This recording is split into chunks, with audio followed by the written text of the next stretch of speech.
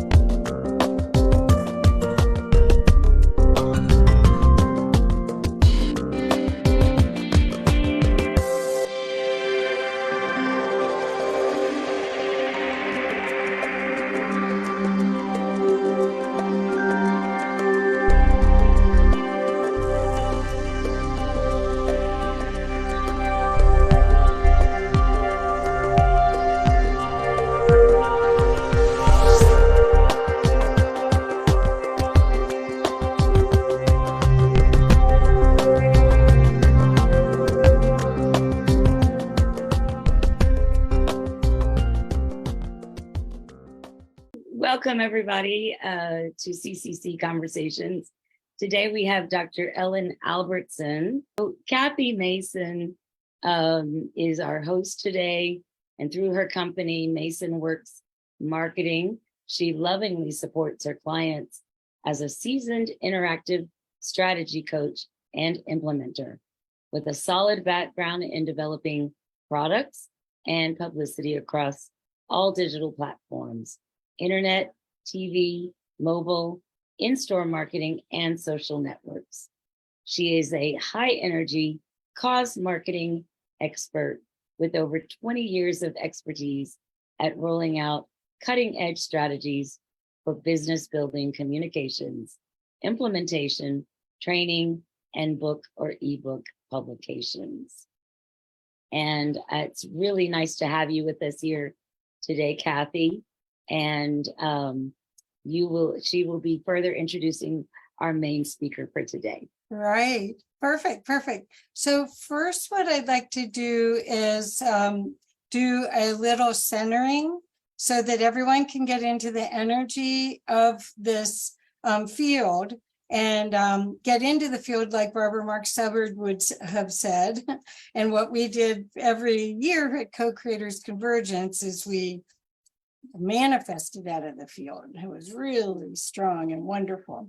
And then I'll introduce Dr. Ellen. So what I thought I'd do tonight is use, it's part of a Saint Germain sequence. And this is the I Am Decree booklet. So I'm going to read the I Am Violet Flame decree, which will bring us all into our bodies, clear out the whole day, any bad news, any good news, just bring you into 0 point and get you ready to rock your midlife, because you'll want to know what Ellen says.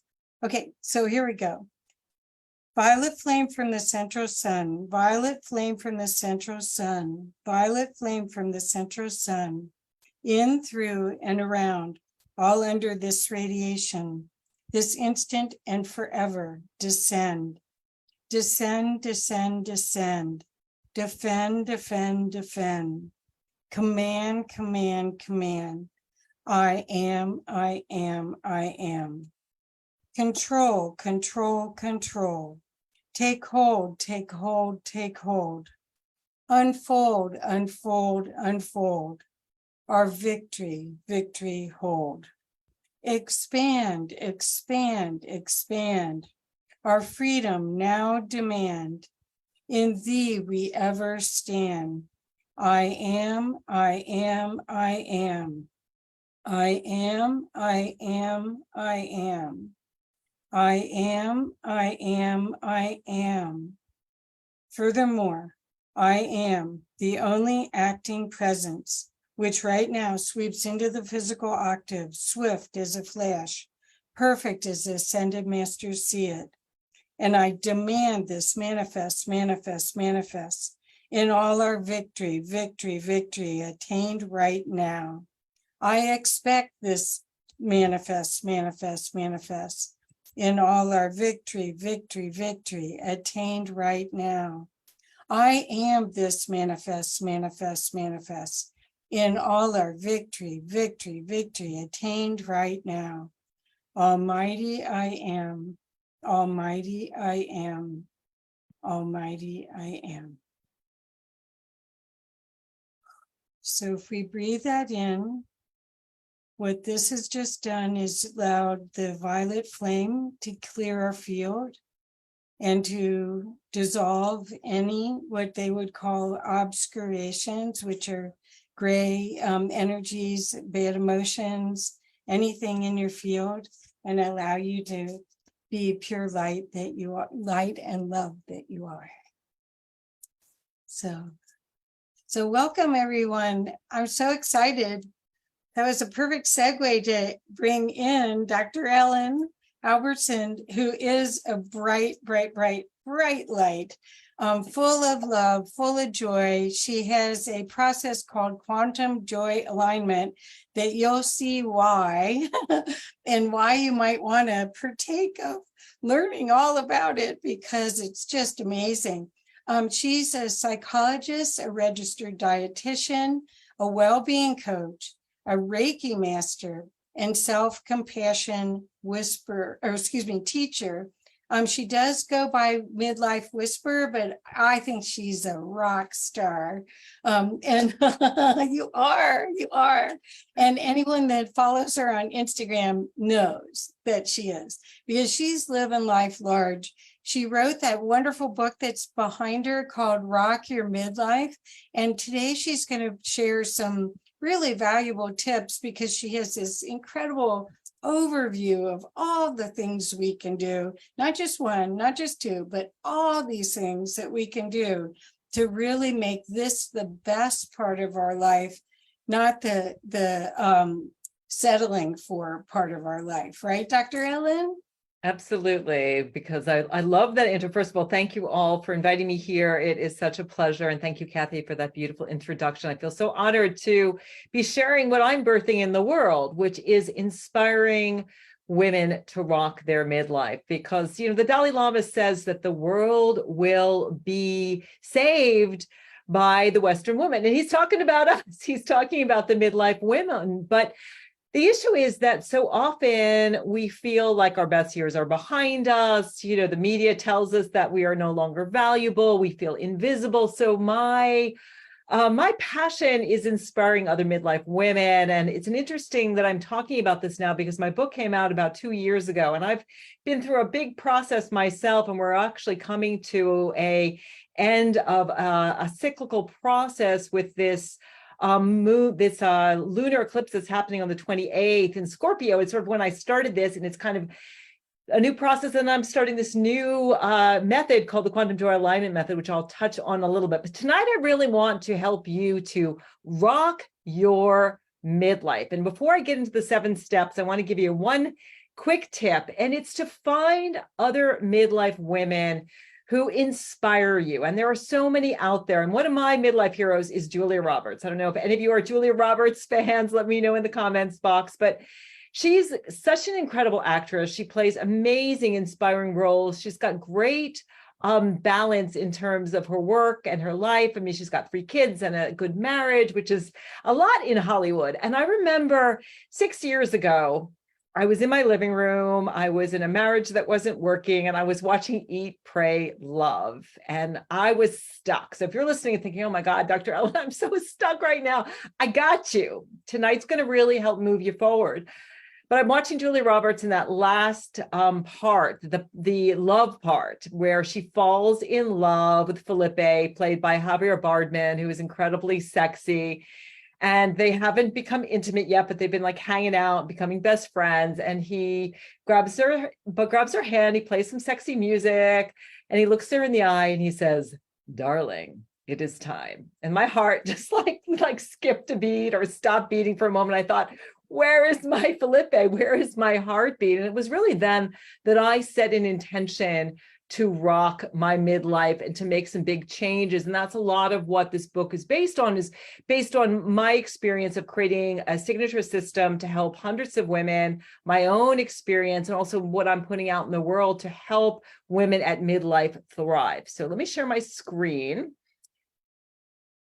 Okay, this should be the right one. All right, so let's just talk about first, what are the 7 steps to rock your midlife? Well, they are: know yourself, practice self-compassion, energize yourself, reprogram your brain, empower yourself, rehab your relationships, and enlighten yourself. And if you are watching, I did put a handout out, which is actually, this is a little bit of a roll up your sleeves and actually start working on rocking your midlife. So I hope you can grab that, but I'm gonna talk you through that. So let's take a look at each of these steps. So if you want to rock your midlife, you've got to know yourself.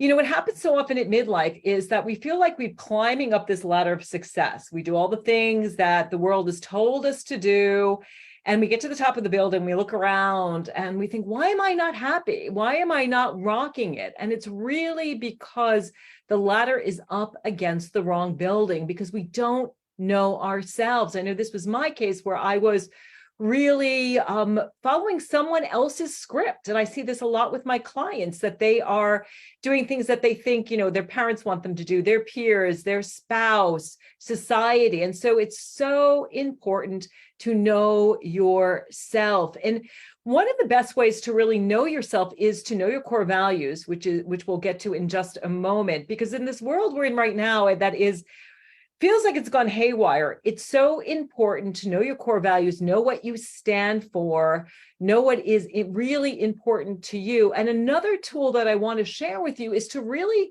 understand your astrological blueprint, because your astrological blueprint is really the moment that you're born. It's kind of a conversation that all of these planets were having, and that energy is imprinted on you. And I'm doing a new process called Rockstar Readings, where I'm taking people through a journey to know their chart and to know their human design and their gene keys, because that can really help you know yourself. So astrology is really helpful, and so are knowing your core values. And here are some examples of core values: honesty, creativity, family, courage, freedom. There are literally hundreds of core values. And I want to give you a little example of how I use core values in my life. So here I am. This is May of 2022. I was diagnosed with breast cancer April 12th, 2022, and cancer was not on my vision board. I really am the healthiest person I know. I'm a dietitian. I'm a board certified health and wellness coach, but here I was, there I am, about to get a lumpectomy and get the tumor removed. And I really leaned on my core values, and I hope that you'll discover yours tonight and lean on them as well. So my 3 top values are wellness, spirituality, and self-compassion. So when I was going through this cancer diagnosis journey, I constantly asked myself, is this really in my highest interest for my wellness? So when the oncologist told me, you know, you should do chemo, I really listened to my intuition, and my wellness self, that core value, said, this isn't right for you. It felt like they wanted to burn down a forest because there might be an effective tree. So I did my whole cancer journey through the eyes of wellness. Also spirituality. cancer brought me to my knees. I was overwhelmed. I was afraid. I was confused. And I really burned down the forest because there might be an affected tree. So I did I needed to connect with my spirituality, with God's source, which is that seventh step of enlighten yourself. And then finally, self-compassion, which was the topic of my PhD. I really learned self-compassion. I became my own best friend. And it was so key for me getting through this cancer diagnosis that I received. So now we're going to take a look at your core values. So either grab the worksheet if you have it, or perhaps a blank piece of paper. And what I want you to do is imagine for a moment it's at the end of your life. And I want you to think about, what do I wish my life has stood for? If you want to bring it into the present reality, think about right now with all of the intensity in the world, what are the things that really guide me? And go ahead and look at the list here or come up with your own. And I would love to know if you can put those in the chat as they come to you. Take a moment and write down your top 3 core values. And you can revisit this list if you like. You can reach out to me at themidlifewhisperer.com if you want a full list of core values. But take a moment and ask yourself, what are my core values?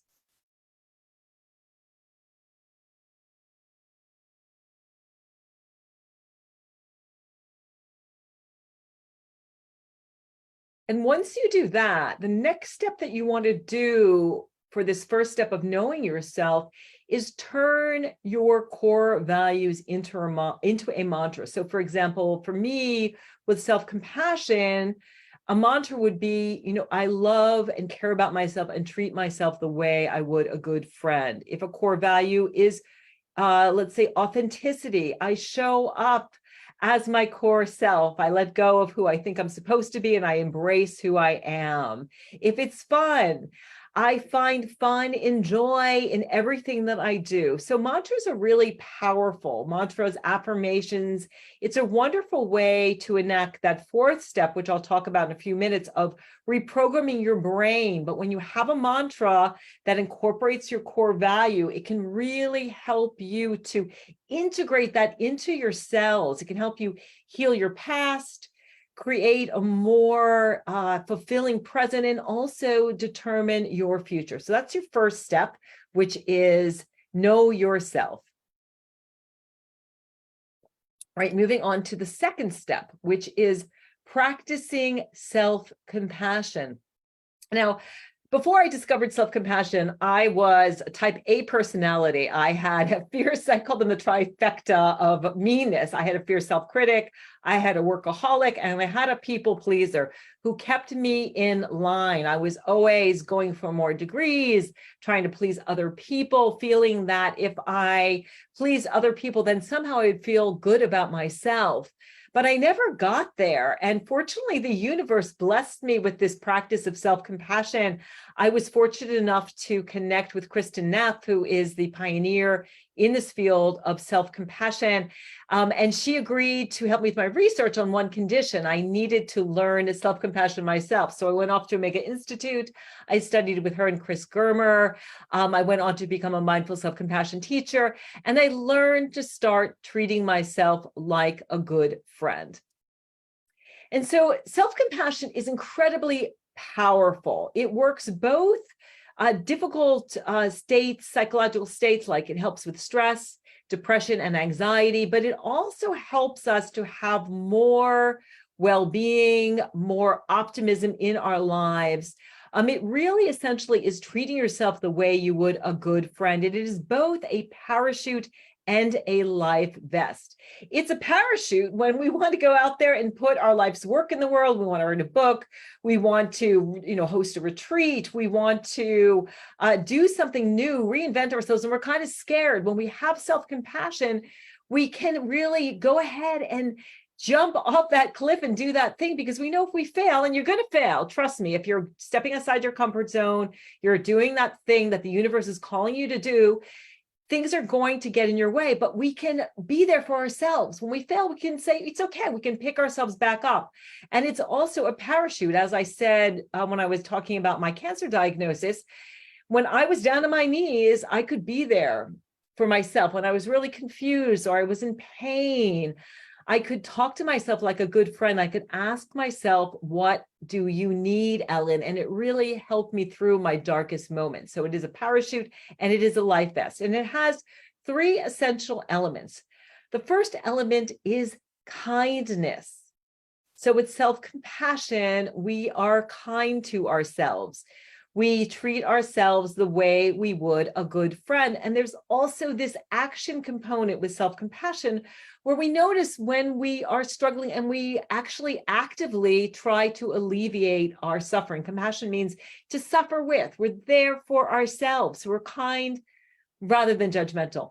Then there is common humanity. And I love this one because common humanity is all about the fact that all of us make mistakes. When things go wrong, let's face it right now, so much is going wrong in the world. And I know a lot of people are also personally struggling, whether you're struggling with things that are going on in your material world or just psychologically because of what's going on in the world.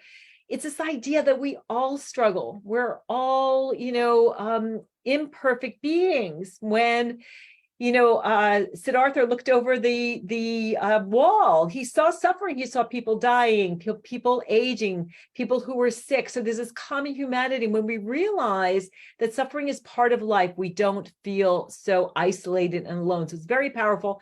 And finally, mindfulness.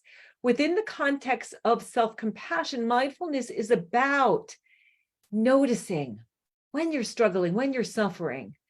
Whether that is you've had an argument with a loved one, you have having some kind of health crisis, or you've just looked at the news and you're feeling, oh my God, I'm so stuck in 3D. I don't know what to do. You ask yourself, what do I need right now? You don't just plow forward into fix-it mode and, grab some more caffeine to get you through. You stop. You say, what do I need right now? And then you give yourself what you need. So now we are going to do a little exercise, which is called, how do I treat a friend? So I'm going to stop my screen share for a moment because I want to hear what you all have to say. So go ahead and perhaps close your eyes. And I'd like you to bring to mind a dear friend. And want you to imagine that this dear friend has had some kind of misfortune, has felt embarrassed in some way. Perhaps it's a health crisis or a relationship issue or something with work. And imagine here she's come to you and said, oh my gosh, this is what's happening to me. So just imagine that person's called you or you're talking to them face to face, and think about, what do you say? What do you do? What's your posture? What's your tone of voice? And think about that for a moment. And if you have a piece of paper, you might want to write that down.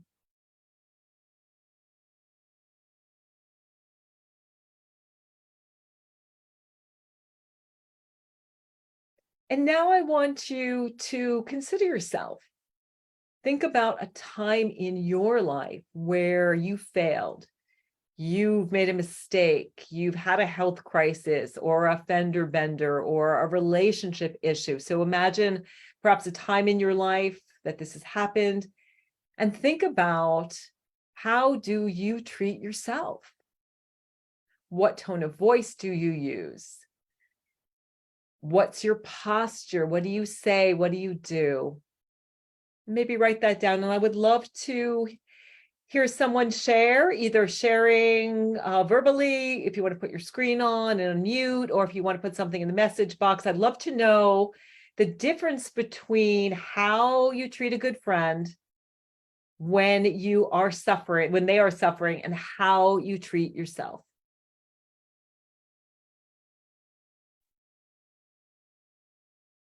This is interesting.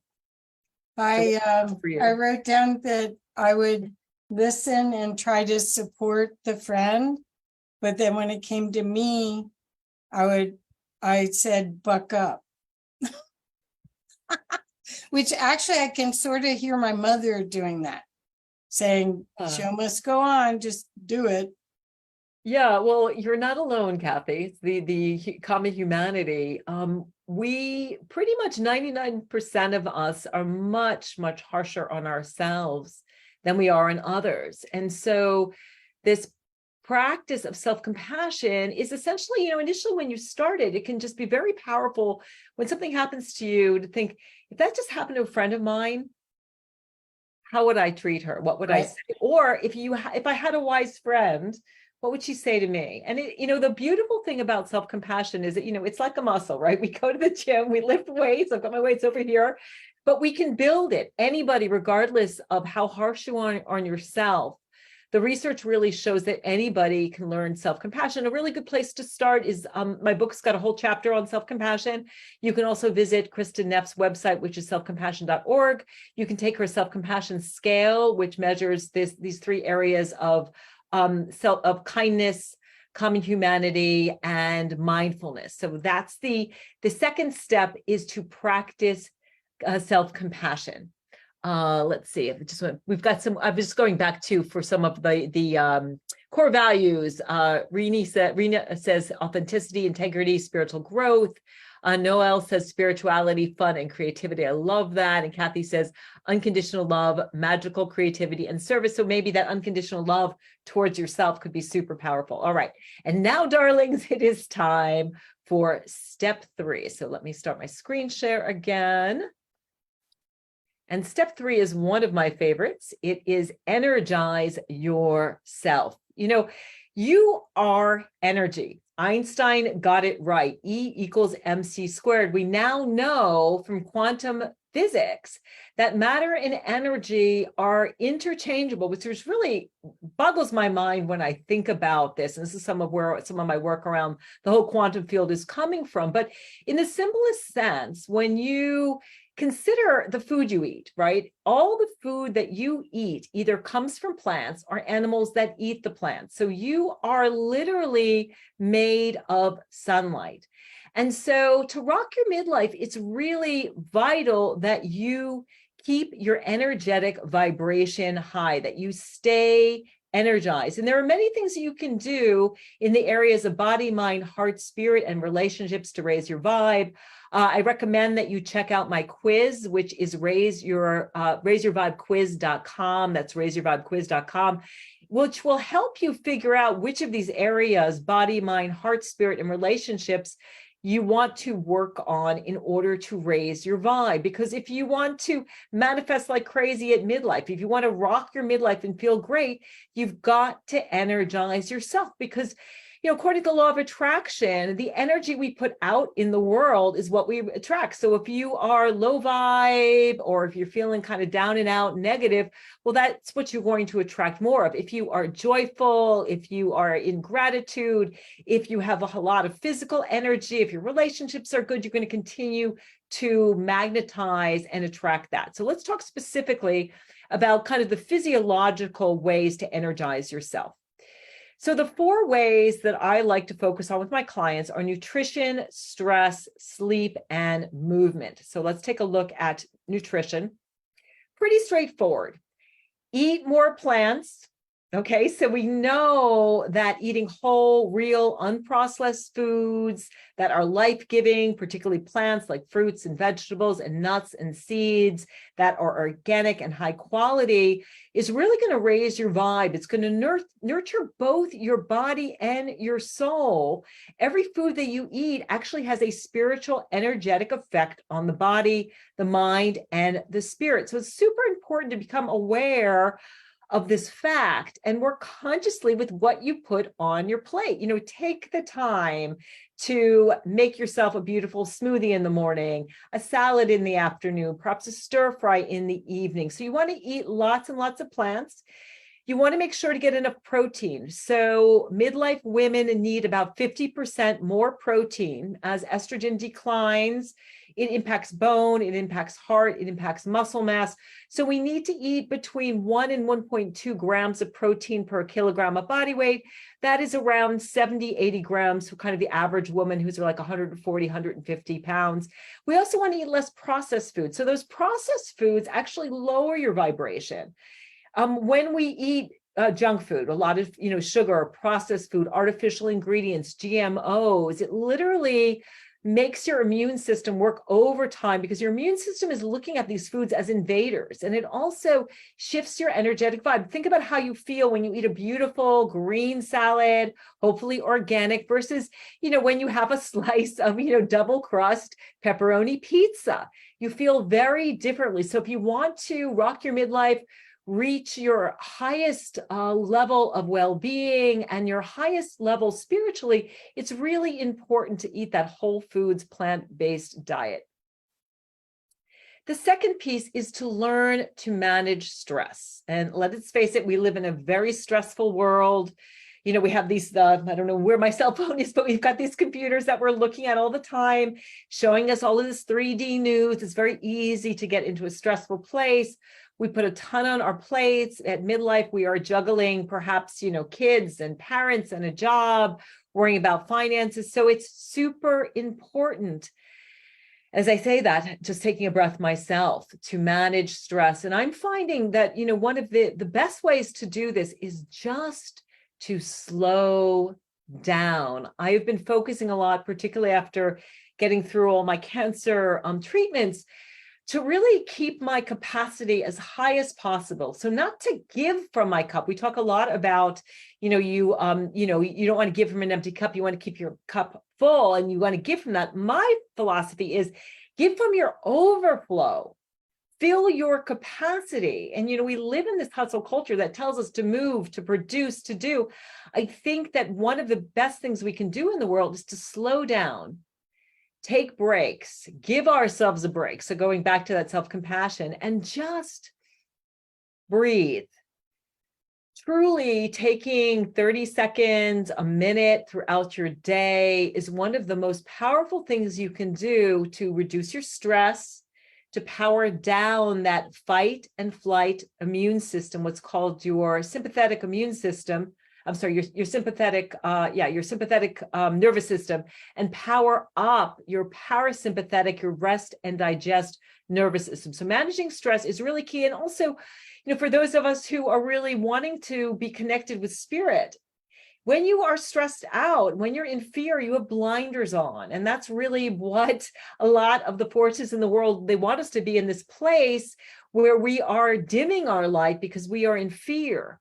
When we start to notice that our shoulders are up here, that we're tight, when we get into our body and we relax and we help to move stress through our body, we really help to come into more of a higher vibration, a more spiritual place. All right. And the next piece is sleep. How many of you struggle with sleep? I definitely do. Let me know in the chat if you struggle with sleep. This is something that I've had to work a lot on. Sleep is so important for our overall well-being, for our energy, also, again, for our spirituality. So much happens during our sleep. We might, have dreams. We might have revelations about what we're supposed to co-create. We might have visitations. It's so important to get both the non-REM sleep, which is the beginning of the night. That's when our brain kind of gets cleaned out. And then the REM sleep is where we process things in our hippocampus.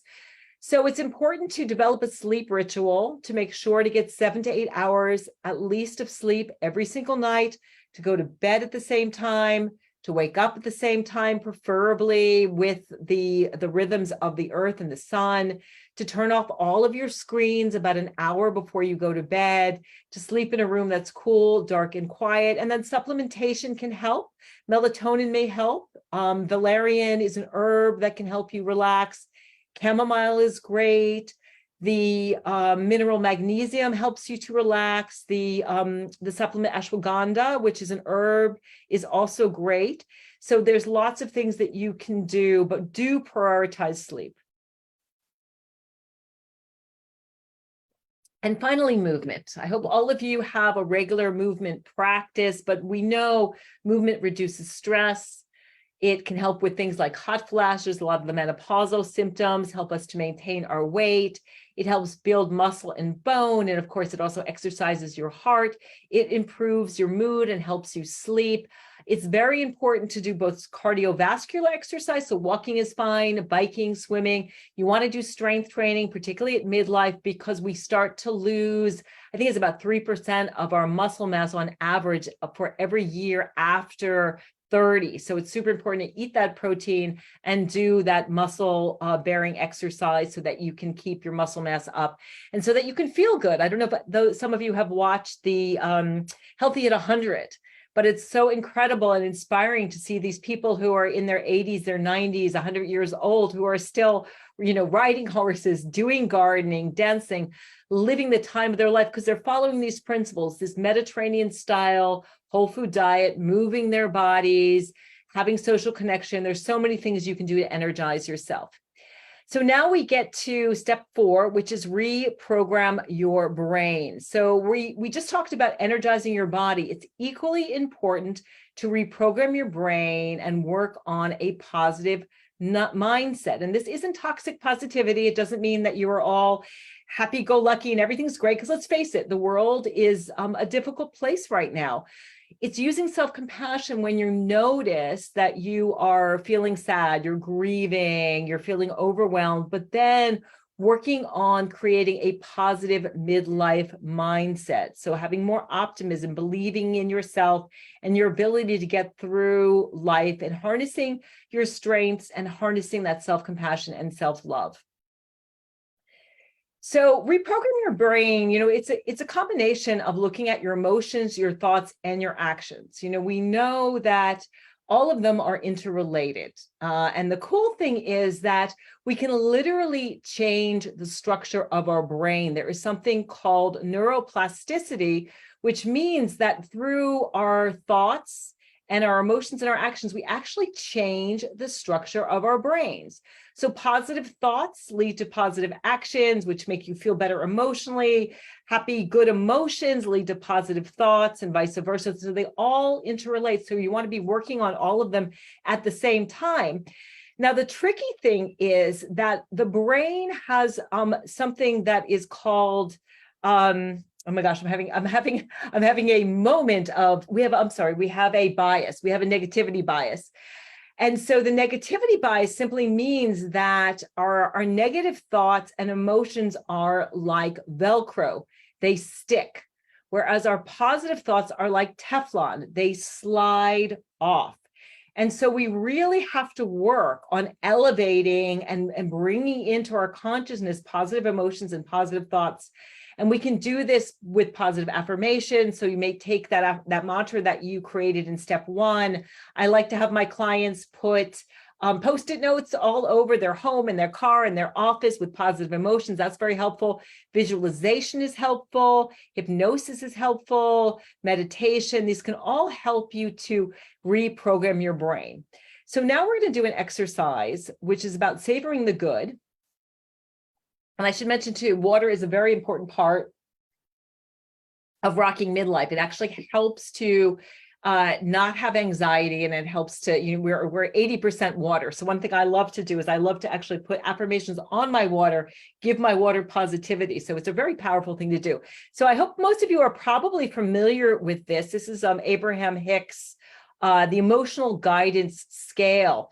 And so with reprogramming our brain, what we want to do is we want to really harness this upward spiral. So when we're having downward spiral, we want to use that self-compassion to really take care of our difficult emotions, not to push them aside because they pop up like that game of whack-a-mole. We want to give ourselves what we need so that we are able to comfort and soothe ourselves, but we want to elevate these positive emotions, this upward spiral of contentment, hopefulness, optimism, positive expectations and beliefs, enthusiasm, passion, all the way up to love, joy, knowledge, freedom.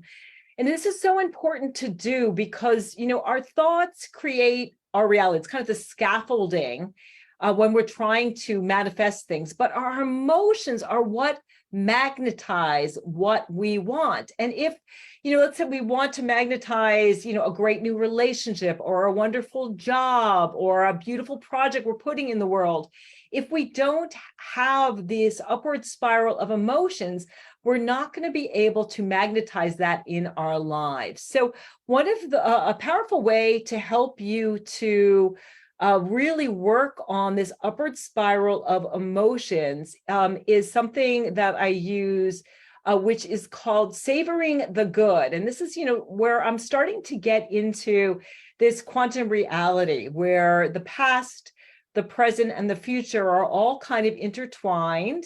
And we as physical beings with like real flesh, as well as energetic beings, are also entwined. And so what you can do is take some time, and we'll do this right now, to what I call savor the good. So we're going to do this in the past, and we are going to do this in the present and in the future. So what I'd like you to do is think about something pleasant that has happened in your past. So maybe a day or two ago or a month ago, and just take a moment and imagine it fully. So imagining who was there, what happened, and really sink in to the emotion that you experienced. So this reminiscing can really help you to reprogram your brain and reach a higher state emotionally so you can magnetize what you want. So do that. And now I want you just to think about something right now that brings you joy. So something positive, and this is something that you can do. It's called, again, savoring the good, where you can, when you're outside and you see something beautiful in nature, or you taste some delicious food, or someone gives you a compliment, you don't just rush by it. You savor the good. So practicing that right now, maybe thinking about something that's happening to you right now. Maybe you're enjoying this presentation, or there's something in your environment you're feeling, how your body feels, or maybe there's something, a smell, something that you're enjoying. Just savor this moment. See if you can connect with the emotion of this moment, how you're feeling.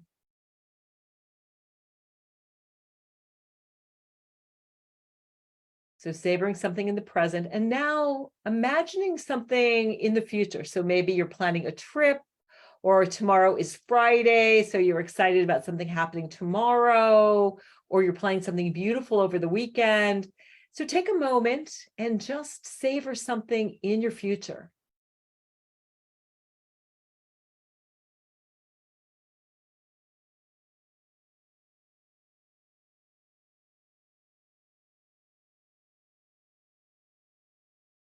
And then perhaps if you have that worksheet, just writing down your savoring experiences from the past, the present, and the future, and just remembering to savor your life and use the savoring the good experience to really work on this upward spiral of emotions so that you really can magnetize what you want to manifest in your life.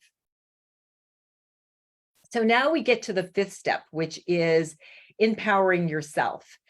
And so, this really brings all of the first four steps together. So when you know yourself, you know what that thing is that you want to do. You know your core values. You know what you stand for. You know what brings you joy, what lights you up. When people always ask me, like, how do I figure out what that building is? How do I climb to the top?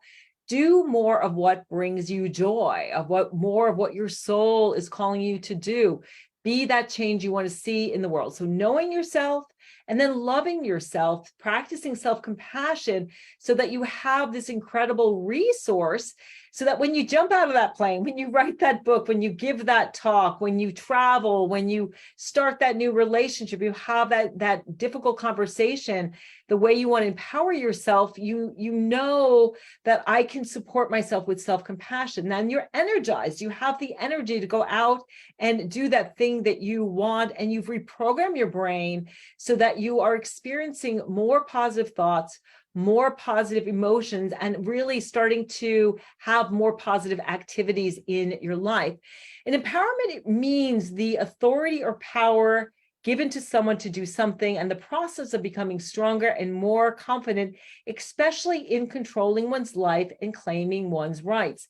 Empowerment really happens from within. So often we try to change our external reality, and we keep kind of chasing things from the outside. And true transformation and having what you want and rocking your midlife really starts from within. And one of the things that I find, which is the hardest thing about empowerment, I'm going to stop my screen sharing for a moment to do a little exercise with you, is fear.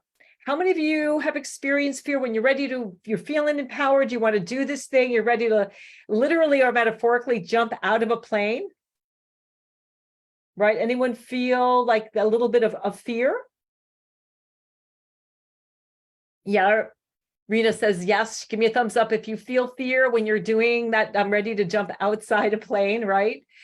So I want to give you a little exercise to help you with fear and explain again, this neuroscience of fear is really your brain isn't interested in you being empowered.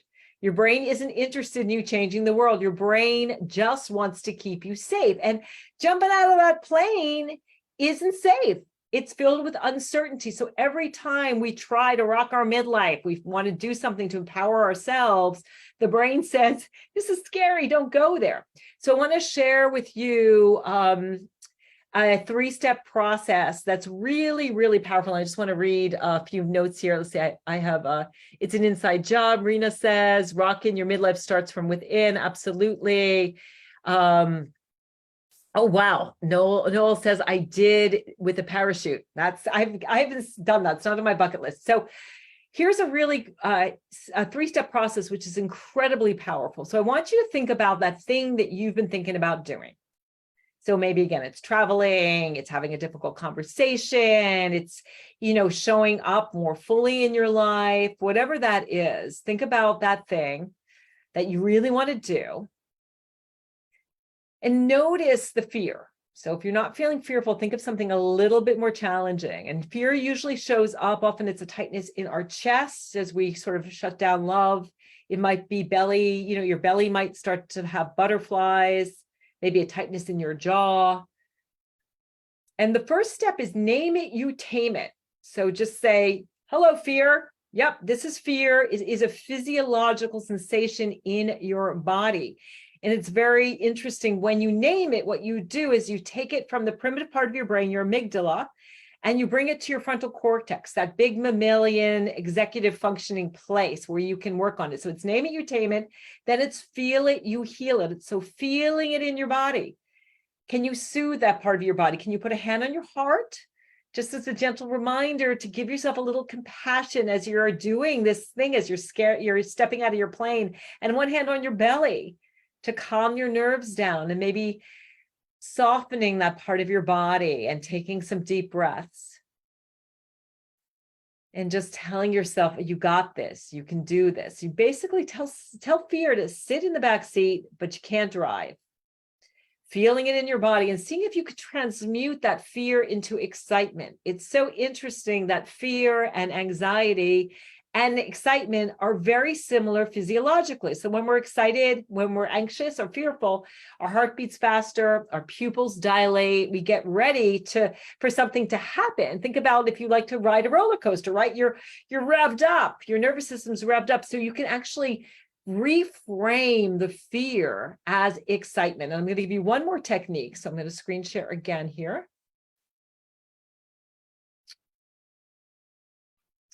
So here's a really great process to bring it in your body. When you're feeling fearful, I have my clients do this all the time. You stand up, you do that V with your arms, you stand up, you smile, and you say, yes. It's very, very powerful. And there's a lot of research out of Harvard to really show is when you change your posture, when you go from being here, small and fearful, and you open up your chest and you breathe and you let your light shine and you smile, that changes you physiologically, and you say yes. You're saying yes to yourself and you're turning that fear and anxiety into empowerment and excitement.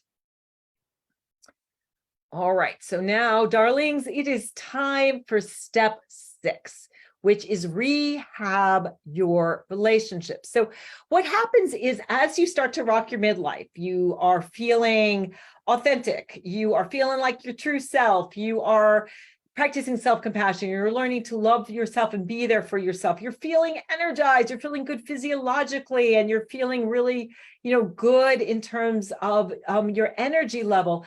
You've reprogrammed your brain, you've taken some steps to empower yourself. What happens is, a lot of the people in your life, as you become that butterfly, right? You're feeling good, you're not the caterpillar anymore. They are still like, no, you're the caterpillar, because we see things as we are, not as they are. I'll say that again.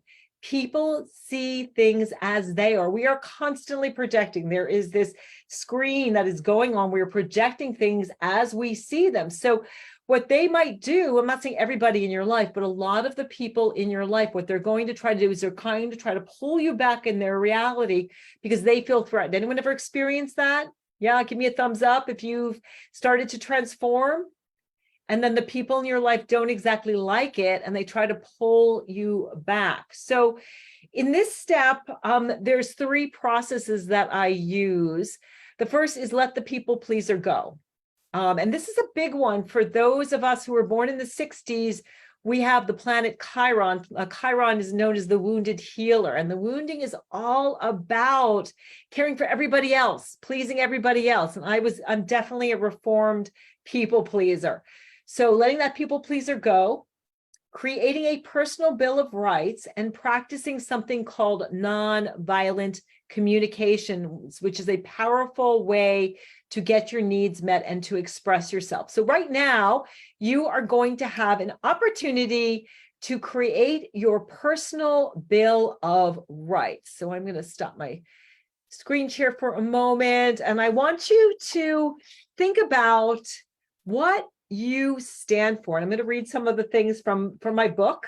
I have a whole bill of rights here, and I encourage you to actually write your own bill of rights up, frame it, put it up, think about, what am I going to stand for? So listen to your heart and your gut, not just your head.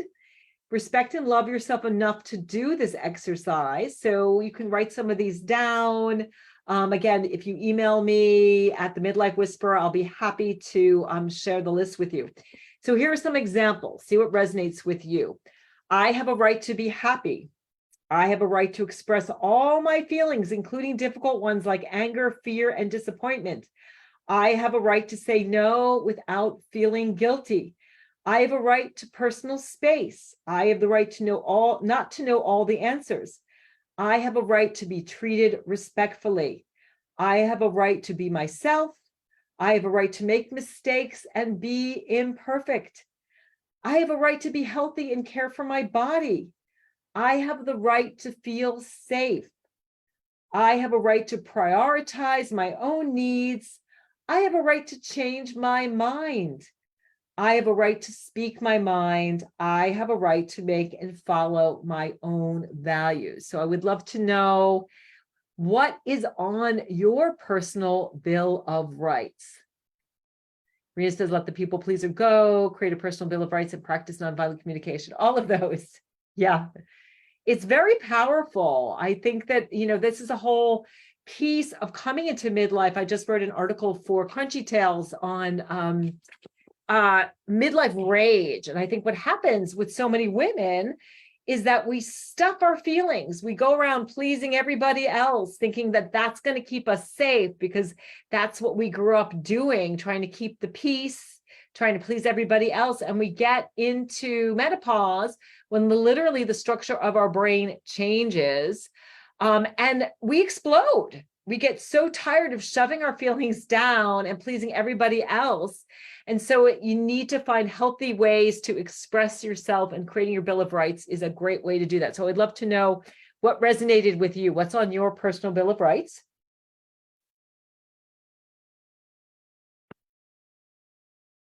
Again, Noah says all of those. All right, we will go ahead and get to the last step. Rena says, I have the right to say no. That's a powerful one, because really saying no to others and also to projects and things that you don't want to do is such a powerful way to say yes to yourself. And it goes back to what I said earlier about capacity. If we want to recreate our world and the universe, we need to be full up. We need to have such a high level of energy and capacity and to be radiating light and love. If we're saying yes to everybody, we're going to be exhausted and we're not going to be of use to ourselves and others. So thank you for sharing that. All right, let us talk about the last step, darlings. It is time for step number 7, which is enlighten yourself. Yeah, let's see. All right, enlighten yourself. Now, the exciting thing about enlightening yourself is that you already are an enlightened being. You are a facet of the divine, right? And you are the divine. You are both the wave and the ocean.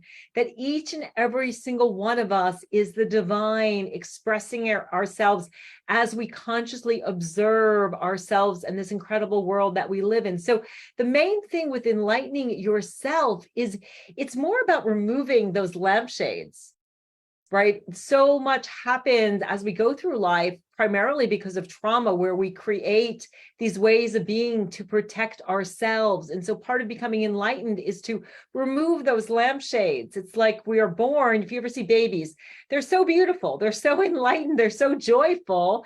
And then what happens is the world, throws mud on them. Your parents and caregivers say, clean your room, get good grades, don't be so loud. It's all trauma. We change ourselves. And instead of just wiping the mud off and saying, no, I'm okay, I'm an enlightened being, I'm divine, we shellac ourselves with nail varnish. And so the work of becoming enlightened is to remove those lampshades, to realize that you are the only person that can save yourself. And also to realize that you are a soul having a human experience. And again, one of the most powerful ways to really become more enlightened and know yourself on a deeper level is to take a look at your astrological chart to see what is my blueprint, what is my curriculum that I was born into, so you can really understand yourself and express that divine essence that you are. So we're going to do a little exercise now, which is called what's your destination vibration? And this is something that I came across during COVID. I know all of you probably remember when everything shut down. I was stuck in a tiny apartment with a rebound guy, and I was just feeling like I wasn't sure what to do next. And I was in a workshop, and the workshop leader talked about this process called destination vibration. And it's a little bit like what we did with step 4, reprogram your brain. But what you do is you think about the emotion that you most want to experience. And for me, it is joy. I just love feeling joyful. And think about a time in your life where you felt incredibly joyful, or whatever that emotion you want. So maybe for you, it's bliss, it's peace. Maybe it's gratitude and appreciation, whatever that emotion is. Think about it now, and then think about a time in your life that you felt that way. So maybe it's you want to feel more successful, more confident. So what would you like to feel more of in your life? And so for me, it was really dance that brought me the most joy. I've been a dancer since I was 5 years old, and I love to dance. When I am dancing, I am feeling joyful, I'm rocking it, I'm feeling like my true self. So take a moment and think about that emotion. What emotion do you most want to have more of? And then close your eyes and remember a time in your life where you felt that. So think about it. I'm going to send you some healing energy to help you to truly connect with that past, remembering this quantum that what you're experiencing in your past, your present, your future is all happening now. So remember it fully. What age were you? And imagine it with all your senses. What did it look like? What did it taste like? What did it smell like? What did it feel like? What did it sound like? Maybe it was just walking on the beach. Maybe it was your first job and you just loved what you did, or maybe it was creating some kind of art. So imagine it fully and really engage with this emotion.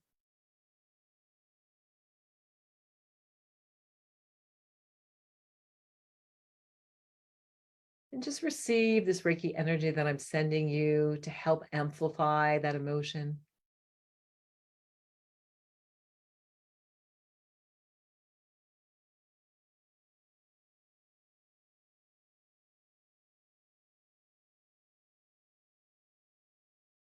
And now I want you to see if you can superimpose that destination vibration on your present reality. What can you do now? Or how can you feel that now in your present experience? So think about what that looks like, or even just feeling it. So it becomes like a chord that you play on the guitar. I can just dip right into peace. I can dip right into bliss. I can just activate joy. I can just activate gratitude.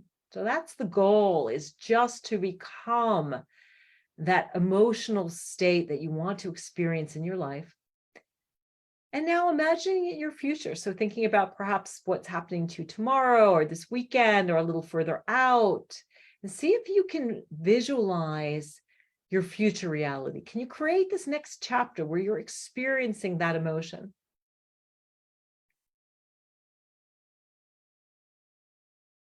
Make that your destination vibration. Maybe do some journaling about it. Maybe writing a story about your past and your present and your future, and how you're experiencing more and more of this emotion, and how this emotion is magnetizing and attracting whatever it is you truly want in your life. And then when you're ready, you can open your eyes. And I would love to know what people's destination vibration is.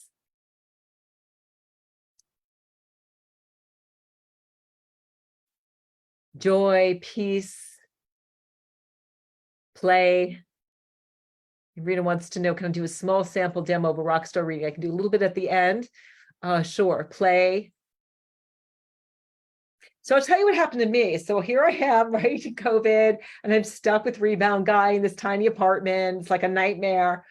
And I just, before I went to bed every night, I recommend you do this, just 20 seconds, visualize your destination vibration when you go to bed at night, when you wake up in the morning, when you start to notice you're feeling low. It's so much about this whole quantum joy alignment that I'm working with now, is about managing your energy, setting an intention that I'm going to feel joyful. And when I notice that I'm not, I'm going to use practices to get me to that place. But anyway, I was visualizing myself dancing. So I'd see myself at 5, as a little girl with a tutu. And then in, elementary school, sort of, I was in a show, leaping across the stage, and I saw myself belly dancing on the Charles River in Cambridge, and I saw myself swing dancing. And so I kept visualizing dance and actually dancing and engaging with this energy of dance. And I met this amazing man who literally danced into my life, a man who I went on spiritual singles. I was able to move out. And, Kenny showed up on our first date with this cooler that was filled with vegetables that he'd grown. I wanted to join a community supported agriculture. I really wanted to eat more organic, more natural foods. And he shows up, and he's just the most joyful, incredible human. And I moved out to him out to this island of North Hero, which I absolutely adore, where we live across the street from a lake. I literally feel like I am living in a Mary Oliver poem, where there's the former owner was a florist, and I adore flowers. My ex-husband was allergic to flowers, so he never bought me flowers. So here I have this master gardener, and I have these flowers with all these great built-in friends and this lake. And then we also just, as I said earlier, purchased a house in Costa Rica. So it keeps getting better, but I know that staying in this energy of joy, as much as I can, is really what has magnetized more and more joy in my life. And I know, as a Leo rising, I know that I'm here to express my joy and inspire other midlife women to do the same. So just to summarize, the 7 steps are: know yourself, practice self-compassion, energize yourself, reprogram your brain, empower yourself, rehab your relationship, and Light Yourself. This is the book, Rock Your Midlife. It is available digitally. It's on Amazon. You can get it at my website. You can also go to your bookstore and get it if you want more details. You can reach out to me at the Midlife Whisperer. I would love to support you, and just wanted to talk a little bit about these rockstar readings. And I will say a little bit and give an example of, I can do a demo with some tarot cards if someone wants to experience that. Let's see. Olivia says, curious. All right, let's talk a little bit about these rockstar readings. Maybe Kathy wants to share a little bit of what her experience was like. So basically, rockstar readings are something that, I have been doing a combination of astrology, tarot, and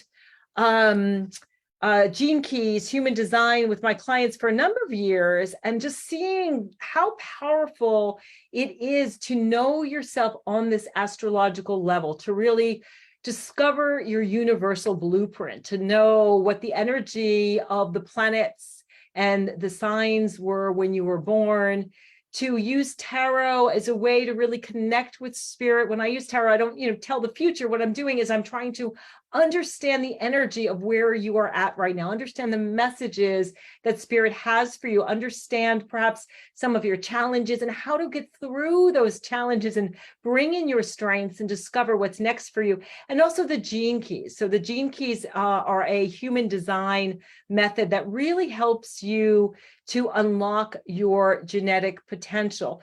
So it's really about a cosmic journey. And so I've decided to offer these a la carte. So not just through my coaching, but really to offer these to people because I really want people at midlife to understand themselves, to really gain clarity, to understand their life's purpose, their motivation, their challenges with precision, so you don't feel like you're floundering.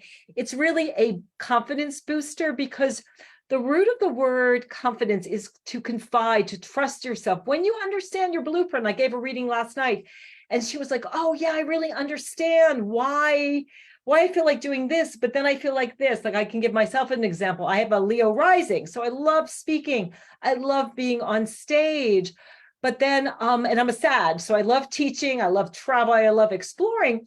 But then I have a Libra moon, so I really like to be in balance. Sometimes I want to be smaller and not put myself out there. I'm very conflict adverse. So it's good to understand these tendencies and to understand that everything in astrology, it's got an A side and a B side. Everything is in these polarities.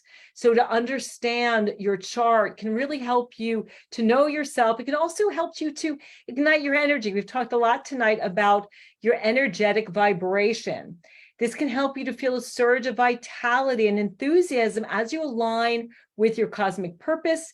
It can also help you deepen that self-compassion, to connect with yourself on a more profound level so you really can foster self-love and self-acceptance. So basically how they work is I provide you with personalized insight. I spend some time looking at your chart. I take a look at, where you were born, the time of birth, place of birth, so I can do your chart. I let you know your sun, your moon, your rising sign, which is your purpose. Your rising sign is your motivation for life. Your moon sign is really what keeps you emotionally and physically well, and how you kind of express your sun sign in the world. Then we take a look at your Gene Keys. So really taking a look at your purpose on another level, what keeps you healthy, what you're here to do, and how you really, how you thrive in the world. And then finally doing a personalized reading. So I'll do an individualized reading for you to really help you to learn what's next for you in this crazy world that we're living in, that we all are here to be part of the change that we want to see. You'll get a recording, and then I'll also provide you with some personal insights and next steps for you. So that's and some ongoing support. So that's a little bit about the readings. I don't know if Kathy wants to share her experience. Sure. Let's see if I can get me on screen. Oh, there I am. So I gave myself the birthday present of being a participant with Dr. Ellen, gave myself the gift of a rockstar reading, and I just listened to it again today.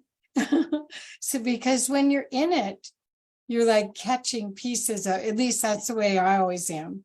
But what happens is it really helps you bring out your strengths. I mean, we're so aware of our weaknesses, but we don't always maybe recognize or celebrate our strengths. And so that was a part of it. As you could see, I was kind of surprised in the card reading how right on she was. Oh my God, it was thing after thing after thing. So I highly recommend that anyone does a Rockstar reading with Dr. Ellen, but I also think it's so cool that she's doing that with her clients, because most of the coaches or health coaches that you work with, most of them do these discovery sessions that are kind of dry, and you know how you're in balance or out of balance, and you already know all of that. But this really tells you who you are, not how you're showing up. So I just want to encourage anyone that's looking to make a bunch of big changes and wants to change their perspective on what's possible for them and go for it, that this would be a huge like jumping off place for you. And then if you want to work with Dr. Ellen, you know, you can see she's just got this energy and can-do attitude that is just contagious. And you get off the phone going, yeah. Right? So what do you want to say, Dr. Ellen? Well, thank you, Kathy. It's a joy, but it really is. I'm just always amazed at how right on astrology is. It's taken me a while to get out of the spiritual closet. I come from a very, and Kathy's helping me get into my heart more, but I come from a very intellectual, scientific background. And, you know, for years, things like Reiki and astrology, I would just do it. And I would even like look at my clients' charts and not really tell them I was doing it or pulling, you know, I've got my cards right here. And it just, you know, we're at this place right now where we each have to express our truth. And I find that readings are such a great way to connect with yourself. Again, it's not about, you know, fortune telling. It's really about understanding the energy of who you are. At the moment that you took your first breath, the planets were all in a specific space, and it can give you so much insight because it's not, it's your curriculum. It really can give you a key to understanding why you incarnated and, you know, what you're here to do, and also understanding why some things are hard for you. And I think one of the beauties of midlife too is that we evolve, right? So we can see, oh, that thing, like I'll use myself again as example, this Leo rising can be this, I use my charisma because I want to inspire people and I want to entertain people so that they can transform.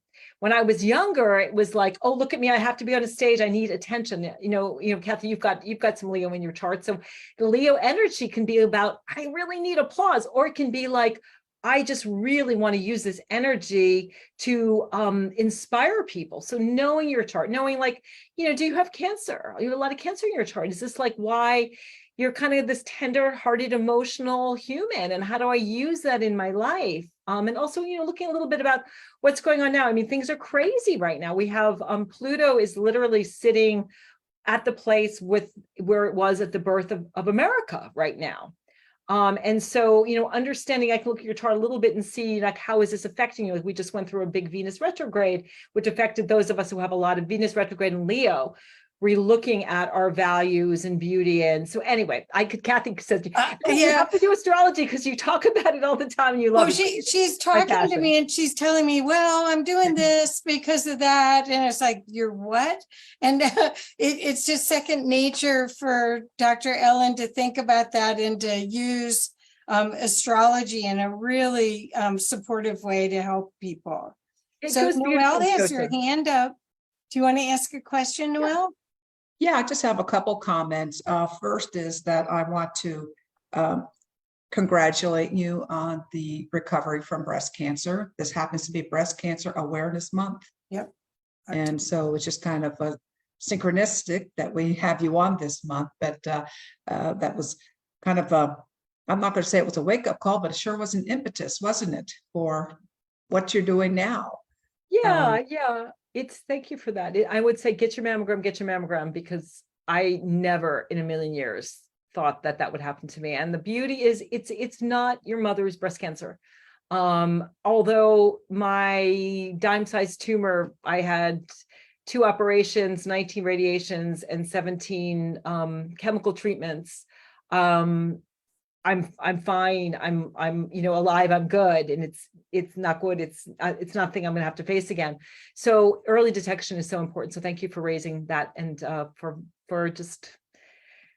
I just want to say also, thank you for sharing that. And, I also just want to say that everything I heard tonight, in your delivery is spectacular. I would want to have known as a teenager. I didn't want to have to wait till midlife.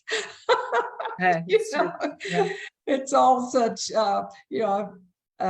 great information, but maybe we're just not, I could think of some that I'm working with right now. And if I've been trying to encourage them to get into grief counseling and other things, and it's like, it's just have to be ready, I guess. You just have to be ready. And maybe, so I don't know. It's just, I really enjoy your work. But I just want to say I have really enjoyed this presentation. So helpful, so clear, so concise that, all this recording is going to be slightly edited to pick out a few of the rough patches, and it'll be archived on our website. I will also give you a copy. You can do it whatever you want. Just so grateful that you're here. And thank you so much, Dr. Ellen. This has been fantastic. Oh, thank you. Well, next year I'm going to go to Costa Rica early, so I can go because I'm, in Costa Rica. So I think it's amazing that I was just so many people I'm coming across, like they're going to Costa Rica, and I'm just kind of missing them. But it is a beautiful place. So thank you for that, and thank you for allowing me to share. Hopefully I can be back once I've got all of my quantum joy alignment methodology. I think that's my next book, of this idea of, I think the tricky thing with quantum joy alignment is you got to feel good now, because it's all happening now. And it's by feeling good now, we can heal our past, we can heal our future, we can heal our present, and we can heal the world. And I think that's what I'm excited about, getting more involved with the co-creators convergence. But we're all about wanting to heal the world and seeing that there is a solution, and it starts with each of us just shining our light. Absolutely. Yes, thank you again. I agree with Noelle. Your presentation has been so rich, and you're right. At the CCC, we all have a similar goal of changing the world, making a better place, and we have such a variety of paths to do that. But I really appreciated your 7 steps, so rich in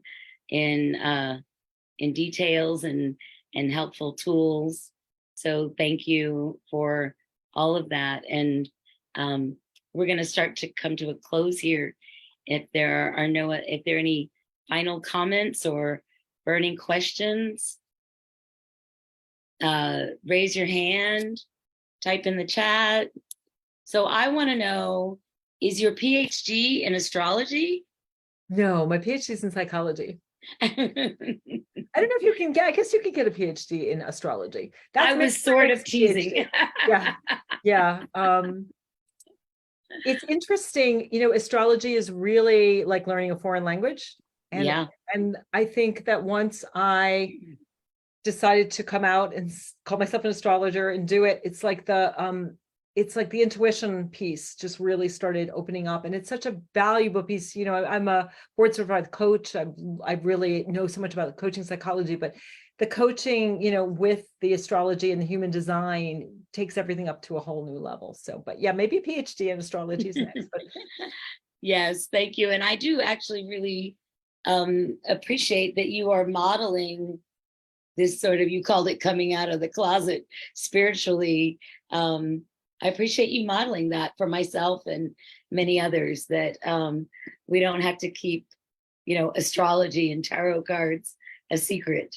Yeah, They no can which be way, right. they can be valuable tools. Sorry. No one's going to behead us. I think a lot of us have literal witch wounds, right? Of just thinking like, if I show up with this, what are people going to say? I think, but you know what?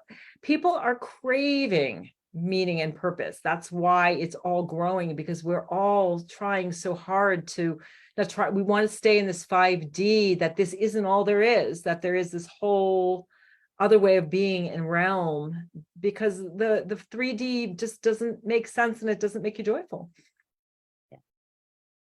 Well, that was my crazy question on behalf of Noelle. And if you don't have anything more, we're going to close with Noelle's favorite sign off, which is may peace prevail. And we thank you everyone for coming, and we'll see you next week. Thank you, Dr. Ellen. You are a rock star.